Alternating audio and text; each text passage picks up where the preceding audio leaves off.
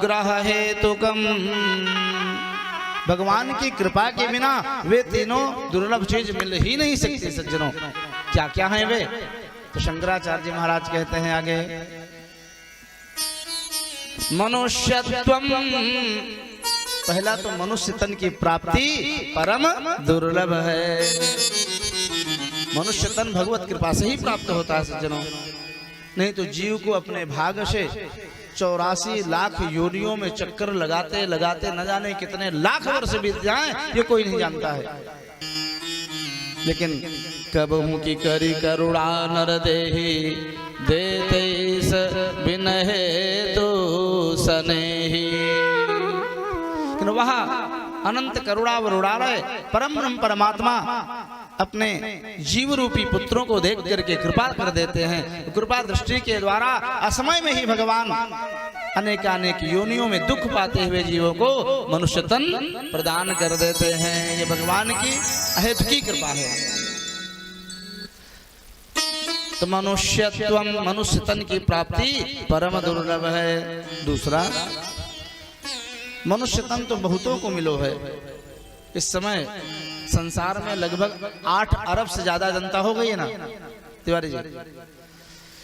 तो 8 अरब को मनुष्य तन मिल गया, लेकिन उनमें सदुपयोग मनुष्य तन का कौन कौन करता है, ये बड़ी ऊंची चीज है। तो दूसरा है मुमुक्षत्वम, मनुष्य तन पाने के बाद मोक्ष की चाह जगना। मोक्ष माने दिव्य ज्ञान, हृदय ज्ञाना न मुक्ति ही, ज्ञान के बिना दिव्य मुक्ति की प्राप्ति नहीं होती है। अथवा भक्तों के लिए भक्ति, भगवान के श्री चरणारविंद का प्रेम, दिव्य भक्ति उदय हो जाए, हृदय में प्रेम जग जाए भगवान के प्रति, ये परम दुर्लभ है। तीसरा, मनुष्यत्वम मोक्षत्वम, और तीसरा है महापुरुष समागमः, भगवान के भक्तों का समागम मिलन, ये परम दुर्लभ है। और आज वह परम दुर्लभ तीनों चीजें भगवत कृपा से यहाँ पर उपस्थित हुआ है, समागम हुआ, मिलन हुआ सज्जनों। भगवान की कथा परम दुर्लभ है, बिना भगवत कृपा के वह प्राप्त होना सर्वथा असंभव है सज्जनों। यहाँ तक कि भगवान वेद व्यास जी कहते हैं, जब जीवों के एक जन्म नहीं, 100 जन्म नहीं, 1000 नहीं, लाख नहीं, अनेकानेक करोड़ों जन्मों का दिव्य पुण्य जब उदय होता है, तब कभी सत्संग की वेला प्रकट होती है, प्राप्त होती है सज्जनों।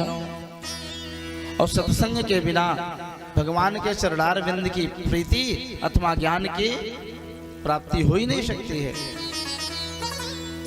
बड़े भाग मानुष तन पावा, ओ बड़े भाग्य मानुष तन पावा, बड़े भाग मानुष तन पावा, ओ बड़े भाग्य मानुष तन पावा, सुर दुर्लभ सद ग्रंथन गावा, सुर दुर्लभ सब ग्रंथन गावा, बड़े भाग पाए सत्संगा, बड़े भाग्य मावगी सत्संगा, बड़े भाग पाए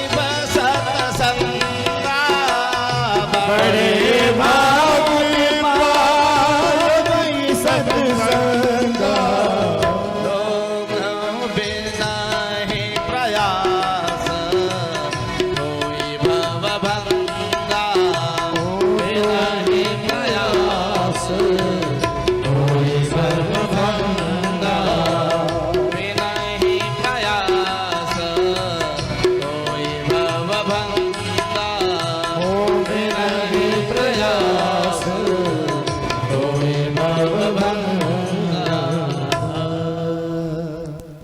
यहाँ तक कि दीपक जी,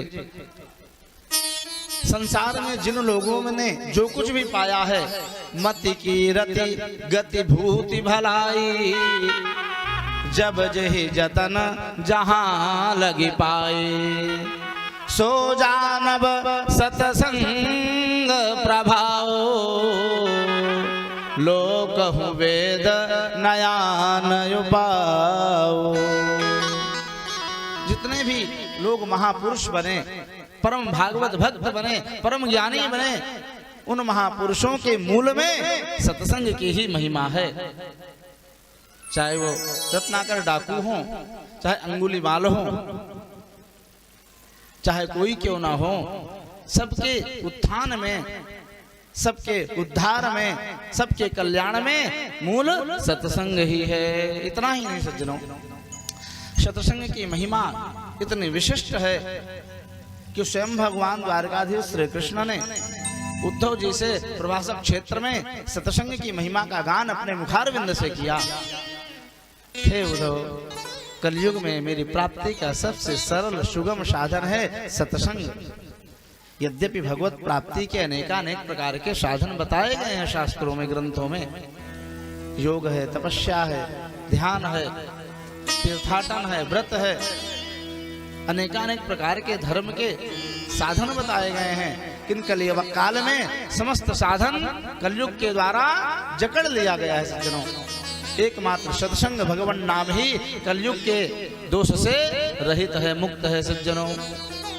भगवान द्वारकाधीश कहते हैं, न रोधयति माम योगो न सांख्यम धर्मैव च न स्वाध्यायस्तपस्त्यागो निष्ठापूर्तमन दक्षिणा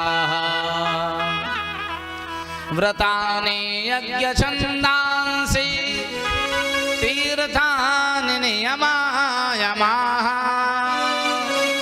यथा वरुन्धे सत्संगः सर्वसंगापहो हि माम्। प्रभासक क्षेत्र में स्वयं गोविंद ने अपने मुखारविंद से सत्संग की गाथा गाई सज्जनों। यथा वरुन्धे सत्संगः सर्वसंगापहो हि माम्।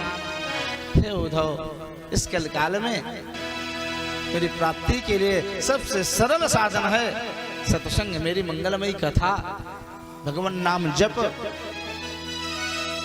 तभी तो कहा है, इस संसार में महा से महापापी ही क्यों ना हुआ हो, जिसके पाप की कोई सीमा नहीं है, ऐसा महापापी भी यदि सत्संग की गंगा में गोता लगाता है तो वह सदा के लिए पाप मुक्त हो जाता है।